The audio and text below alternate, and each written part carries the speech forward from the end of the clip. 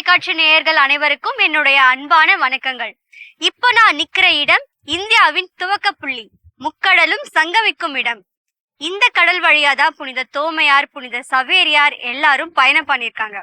ஆமாங்க, இன்னைக்கு நாம ஒரு வரலாற்று சிறப்பு மிக்க 450 ஆண்டுகள் கடந்தும் புகழ் பெற்று நிற்கும் ஒரு திருத்தலத்தை பத்தி பார்க்க போறோம்.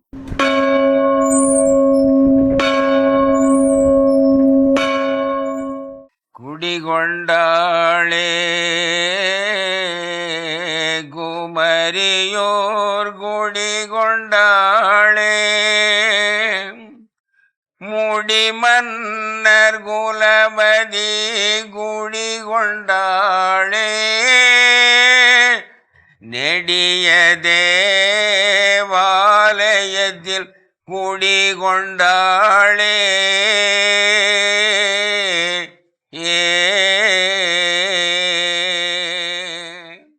பழந்தமிழர்கள் நிலங்களை குறிஞ்சி, முல்லை, மருதம், நெய்தல், பாலை என 5 திணைகளாக பிரித்தனர். அதில் பாலை தவிர மீதி 4 வகையான நிலப்பரப்புகளும் நம் கன்னியாகுமரி மாவட்டத்தில் உள்ளன.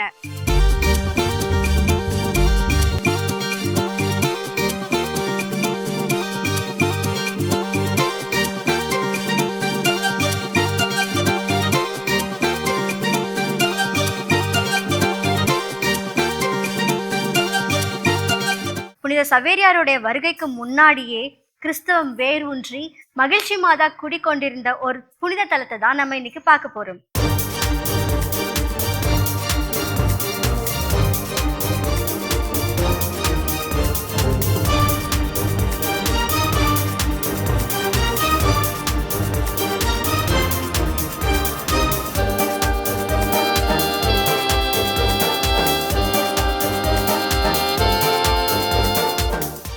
இயேசுவில் அன்பு தழுமிய மாதா தொலைக்காட்சி நேயர்கள் அத்தனை பேருக்கும் என்னுடைய வணக்கத்தை நான் தெரிவித்துக் கொள்கின்றேன். இந்தியாவினுடைய தென் கோடியில் இருக்கக்கூடிய கன்னியாகுமரி இந்த பங்கு நாடு ஊருக்கு நலம் தரும் புனித அலங்கார உபகார மாதாவை இந்த பங்கினுடைய பாதுகாவலியாக கொண்டு நாங்கள் வாழ்ந்து கொண்டிருக்கிறோம்.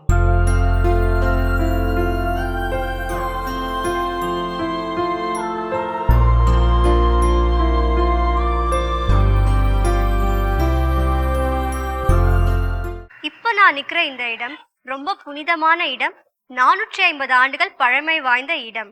நாங்கள் இருக்கின்ற இந்த இடம் இது ஒரு சிற்றாலயம், மகிழ்ச்சி மாதா ஆலயம் என்று அழைக்கப்படுகிறது. ஒரு சிறிய வரலாறு உண்டு.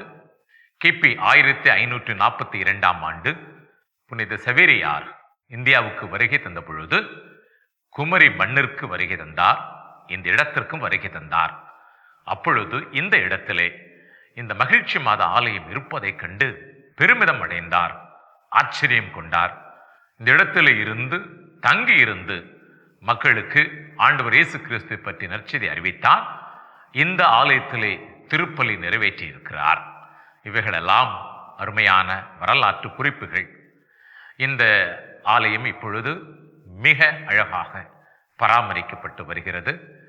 சிறப்பாக கன்னியாகுமரி என்பது ஒரு சுற்றுலா தலம் என்பதாலும் இப்படிப்பட்ட இந்த மாபெரும் புனிதையை, புனித அலங்கார உபகார மாதாவை நாங்கள் பாதுகாவலியாக கொண்டிருக்கின்ற காரணத்தினாலும் ஏராளமான கிறிஸ்தவர்கள் மற்றும் கிறிஸ்தவர்கள் அல்லாதவர்கள் இந்த இடத்திற்கு வருகை தருகின்ற பொழுது இந்த ஆலயத்தையும் இந்த எங்களுடைய பங்கு ஆலயத்தையும் அவர்கள் பார்க்கின்றார்கள், பரவசப்படுகின்றார்கள், மகிழ்ச்சி கொள்ளுகின்றார்கள், பக்தியிலும் நம்பிக்கையிலும் இறை வேண்டுதல் செய்கிறார்கள்.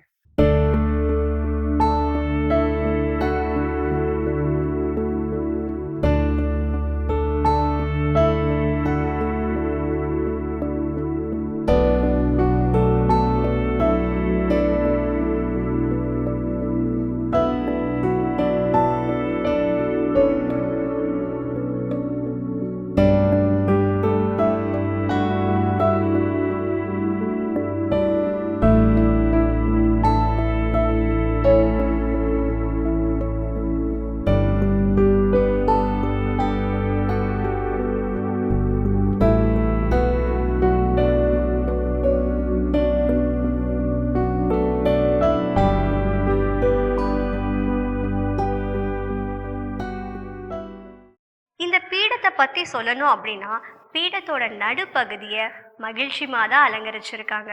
பீடத்தோட வலது பக்கம் எப்பவும் நம்ம சூசையப்பற கையில குழந்தை இயேசுவை ஏந்திருக்க மாதிரி தான் பார்த்துருக்கோம். இங்க புனித சூசையப்பருக்கு கீழே குழந்தை இயேசு நிக்கிற மாதிரியான ஒரு சுரூபம் வச்சிருக்காங்க. பீடத்தோட இடது பக்கம் புனித சவேரியார் இருக்காரு.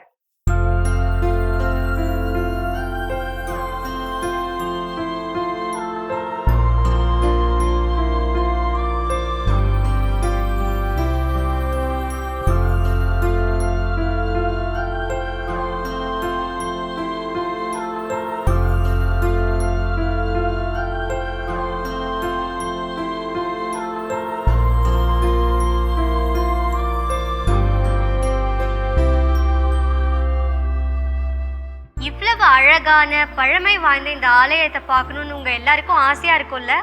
ஆனா அது எல்லா நாட்கள்லயும் முடியாது. ஒவ்வொரு மாதமும் முதல் சனிக்கிழமை காலையில 5 மணிக்கு திருப்பலி நடைபெறும். 10 மணி வரைக்கும் இந்த ஆலயத்தை திறந்து வச்சிருப்பாங்க. அதே மாதிரி ஒவ்வொரு வருஷமும் செப்டம்பர் 24ஆம் தேதி திருவிழா கொடியேற்றத்துடன் ஆரம்பிக்கும். திருவிழாவுடைய 2ஆம் நாள்ல இருந்து 9ஆம் நாள் வரைக்கும் காலையில 5 மணிக்கு திருப்பலி நடைபெறும். 10வது நாள் முழுதும் திறந்து வைக்கப்பட்டிருக்கும்.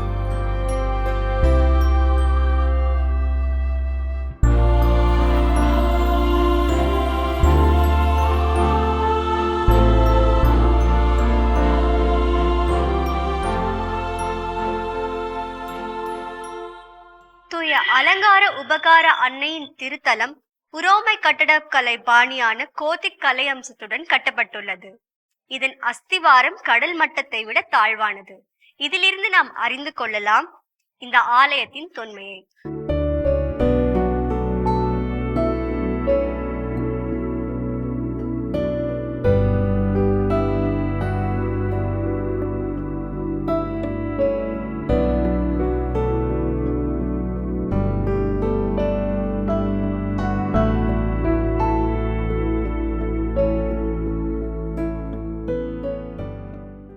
நமது அலங்கார உபகார மாதாவின் திருத்தலமானது மிகவும் பழமை வாய்ந்தது.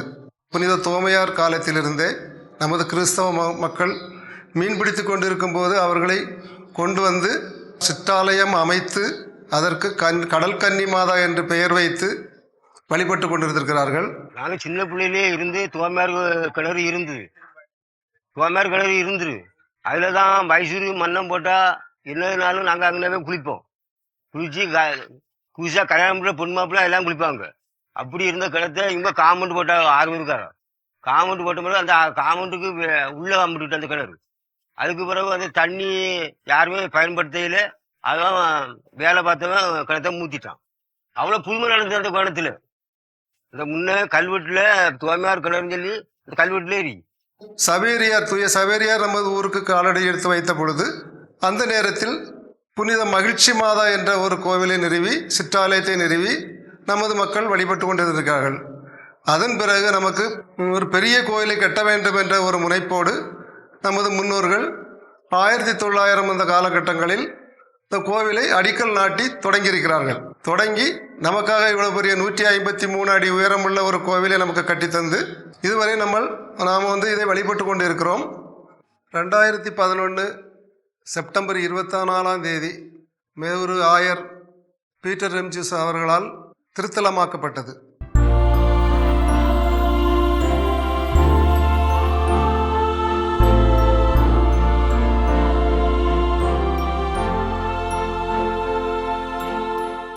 இந்த ஆலயம் 153 அடிகள் நீளமும் 53 அடிகள் அகலமும் 153 அடிகள் உயரமும் உடையது. இது ஜெபமாலையில் உள்ள மணிகளை குறிக்கிறது.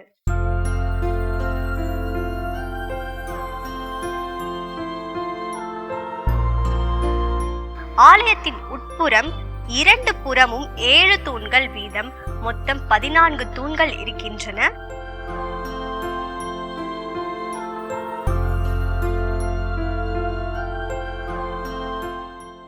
அவை 7 திருவருட்சாதனங்களை குறிக்கின்றது. 3 முன்வாசல்கள் தம திருத்துவத்தையும் 4 பக்க வாசல்கள் நற்செய்தி நூல்களையும் குறிக்கிறது. ஆலயத்தில் உள்ள 10 ஜன்னல்கள் 10 கட்டளைகளையும் 9 முன்பக்க சின்ன கோபுரங்கள் பரிசுத்த ஆவியின் கனிகளையும் 12 கோபுரங்கள் 12 திருத்தூதர்களையும் குறிக்கிறது.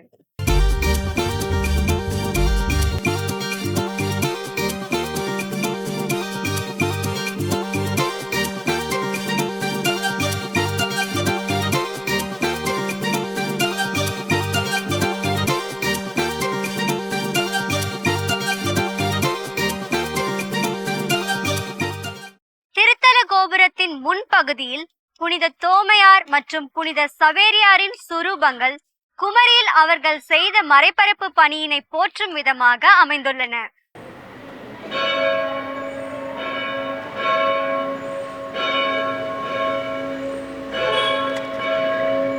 திருத்தலத்தில் இன்னிசை எழுப்பும் ஆலயத்தின் மணிகள் ஆலயத்தின் வலப்புறமும் இடப்புறமும் அமைந்துள்ளன. இந்த இரு பெரிய மணிகள் 1900 ஆண்டு இத்தாலி நாட்டில் உருவாக்கப்பட்டவை. வருடம் மணிகளில் பொறிக்கப்பட்டுள்ளதை இன்றும் நாம் பார்க்கலாம்.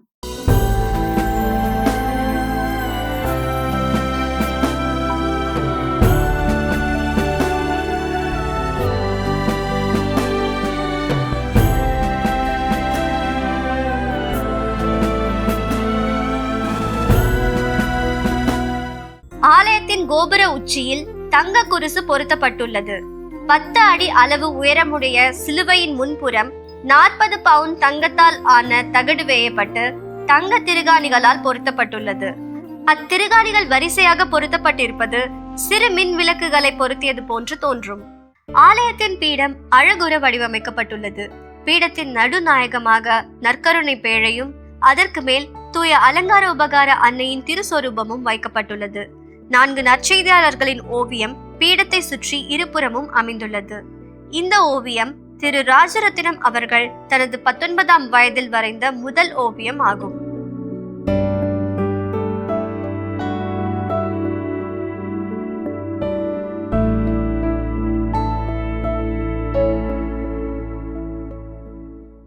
திருப்பயணிகள் இறை பிரசன்னத்தை உணரவும் ஆன்மீக அனுபவத்தை பெறவும் தூய அலங்கார உபகார அன்னையின் திருத்தலத்தின் பின்புறம் நற்கருணை சிற்றாலயமானது 2012ஆம் வருடம் மார்ச் 3ஆம் தேதி அன்றைய பங்கு அருட்பணியாளர் லியோன் ஹென்சன் அவர்களால் அர்ச்சித்து திறந்து வைக்கப்பட்டது.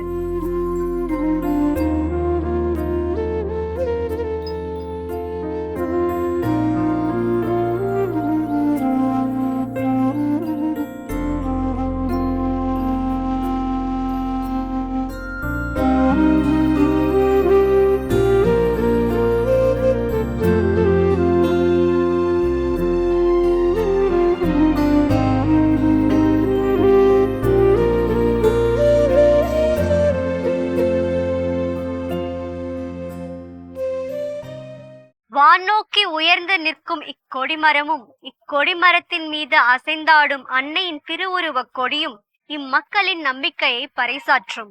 இக்கொடிமரத்திற்கென்று சிறப்பு மிக்க தனி வரலாறு உண்டு.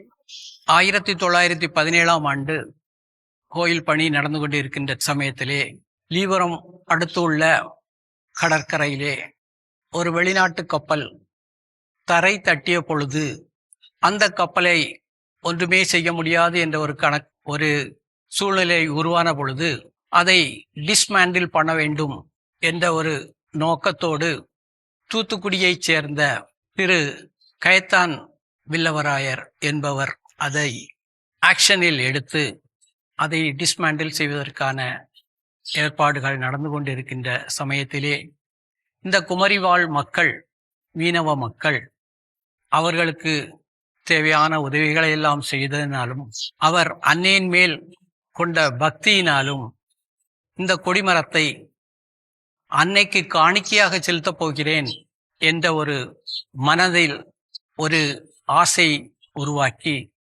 அதை இங்குள்ள பெரியவர்களிடம் கூறவே பெரியவர்களும் மிகவும் மகிழ்ச்சியாக அந்த கொடிமரத்தை இங்கு கொண்டு வருவதற்கான ஏற்பாடுகளை செய்தார்கள். இந்த கொடிமரமானது கப்பலிலிருந்து கட்டுமரத்திற்கு கொண்டு சென்ற பொழுது அதனுடைய பாரம் தாங்காமல் அந்த 100க்கும் மேற்பட்ட கட்டுமரங்கள் கடலிலே மூழ்கக்கூடிய ஒரு சூழ்நிலை உருவான பொழுது அங்குள்ள மக்கள், நின்று கொண்டிருந்த மக்கள், தாயே எங்களை காப்பாற்று, தாயே எங்களுக்கு உதவி செய்ய ஓடி வா என்று கூக்குரல் எழுப்பி ஒரு மாபெரும் அதிசயமாக அந்த கட்டுமரமானது கடலில் மூழ்கி உடனடியாக மேலே எழும்பி வந்து எங்கள் கனவுகளை, எங்கள் மூதாதையர்களின் கனவுகளை நனவாக்கி கொடுத்தது. அந்த கொடிமரத்தை நிலைநிறுத்துவதற்கு ஒரு மாபெரும் அதிசயம் ஒன்று நடந்தது. அந்த கொடிமரத்தை நட்டுவதற்காக ஒரு பெரிய கல் தேவைப்பட்டது, பாறை தேவைப்பட்டது. பல இடங்களிலும் அலைந்து திரிந்து அது கிடைக்காத அந்த சூழ்நிலையிலே எங்கள் அலங்கார உபகார அன்னை அந்த மேஸ்திரியின் கனவிலே தோன்றி அவர்களை இந்த இடத்திற்கு போங்கள், அங்கே பாறை இருக்கிறது என்று சொல்லி அவர் அடுத்த நாள் அங்கே இங்குள்ள பெரியவர்களையும் அழைத்து கொண்டு சென்று போய் பார்த்த பொழுது பாறை பிளந்து தயாரான ரெடியாக இருக்கக்கூடிய ஒரு சூழ்நிலையை நாம் அறிந்திருக்கிறோம், முன்னோர்களால் சொல்ல கேள்விப்பட்டிருக்கிறோம்.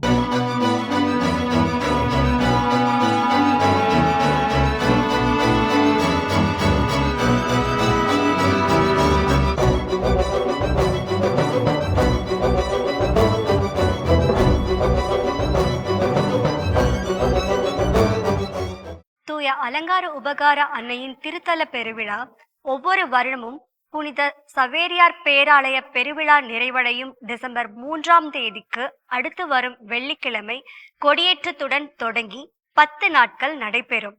இந்த திருவிழாவின் போது பவனி வரும் மாதாவின் தேரானது கிபி 1798ஆம் ஆண்டு உருவாக்கப்பட்டது.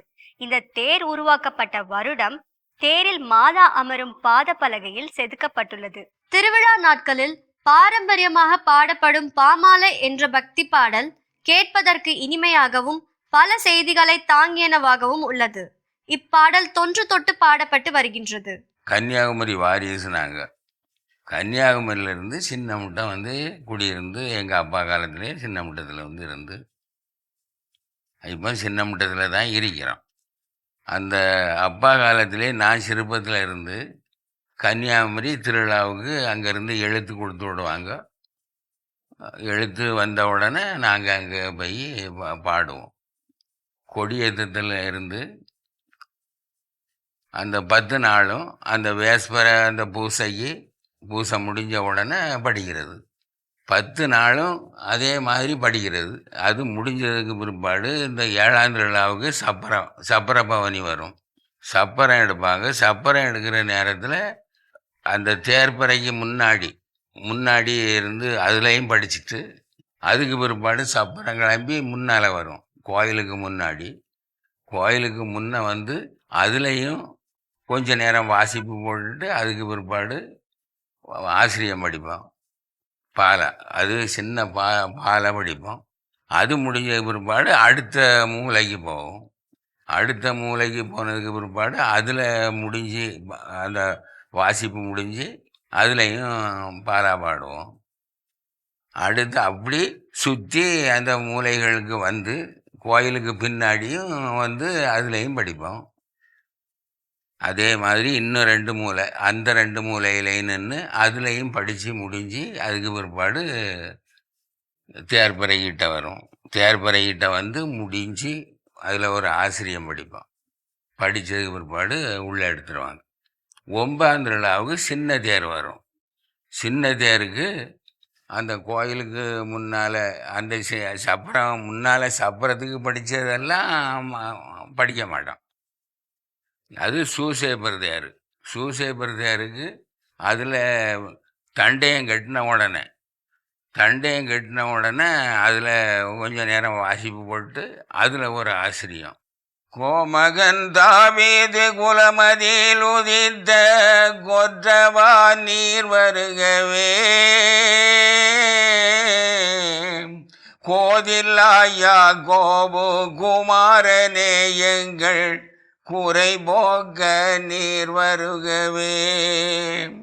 மாதாவுக்கு பெரிய தேர், தேரில் வந்து இதுக்கு முன்ன இந்த சூசேப்பர் தேர் புறப்படுக்கு முன்னால் கோயிலுக்குள்ளால வச்சு சுரூபம் தூக்கி, அப்போ தான் பாதுகாப்பு சுரூபம் அங்கே கோயிலிருந்து உருப்படி நகையெல்லாம் போட்டு தூக்குறது. தூக்கி அங்கே பீடத்தில் கொண்டு வச்சு அதில் மந்திரிச்சு எடுத்து அதில் ஒரு செவமெல்லாம் படிச்சுட்டு அதில் ஒரு பாலை, அதுதான் என் நாவலையும் குடிகொள்கிறதும் அவங்க வந்து குடிகொள்கிறதும், அது போக அவங்களுக்கு உயிர் கொடுத்த மாதிரி ஒரு பாலை மாதாவுக்கு. குடிகொண்டாளே குமரியோர் குடிகொண்டாளே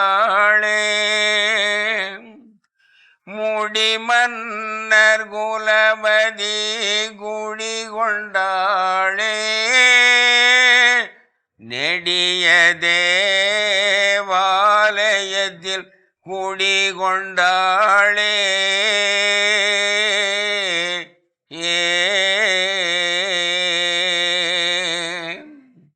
ஆலய வளாகத்தை சுற்றி மிகவும் தத்ரூபமாக சிலுவை பாதை காட்சிகள் அமைக்கப்பட்டுள்ளன. ஆலய வளாகத்தின் முன்புறம் அமைந்துள்ள இந்த ஜெபமாலை பூங்காவானது பங்கு பேரவையினர் மற்றும் பங்கு மக்களின் முயற்சியினால் கட்டி எழுப்பப்பட்டது.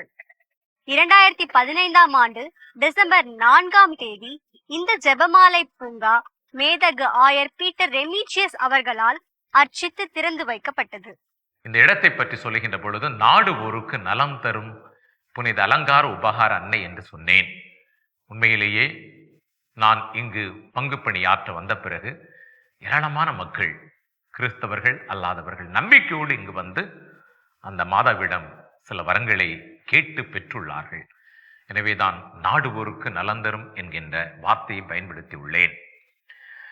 எங்களுடைய பங்கு ஆலய வரலாறு இந்த மாதா தொலைக்காட்சியிலே நீங்கள் பார்த்து கொண்டிருக்கிறீர்கள். மிகுந்த மகிழ்ச்சி. மாதா தொலைக்காட்சி அதனுடைய நிர்வாக இயக்குனர் மற்றும் அருள் தந்தையர்கள், பணியாளர்கள் அத்தனை பேருக்குமே எங்களுடைய மனம் நிறைந்த நன்றிகள், வாழ்த்துக்கள், பாராட்டுக்களை தெரிவித்துக் கொள்ளுகின்றோம். திருப்பயணிகள் எங்களுடைய பங்கிற்கு ஏராளமாக வருகின்றார்கள்.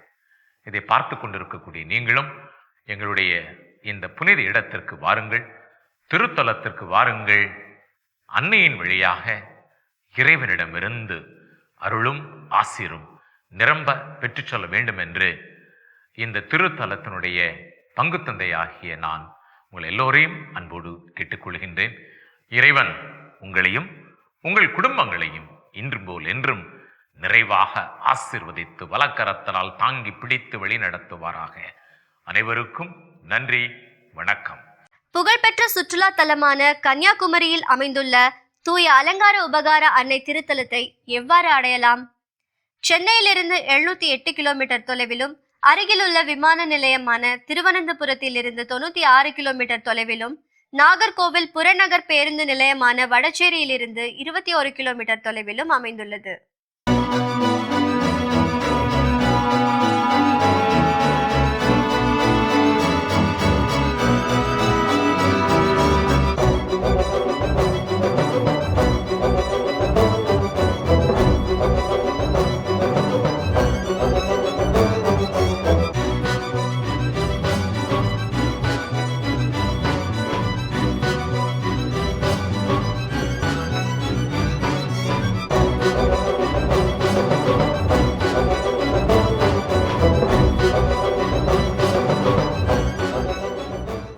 நூற்றாண்டு பழமை வாய்ந்த புனித சவேரியாரின் பாதம் பட்ட தூய அலங்கார உபகார அன்னை ஆலயத்திற்கு நீங்களும் வாருங்கள். வந்து இறையாசிரை பெற்றுச் செல்லுங்கள். இயேசுவுக்கே புகழ், மரியே வாழ்க.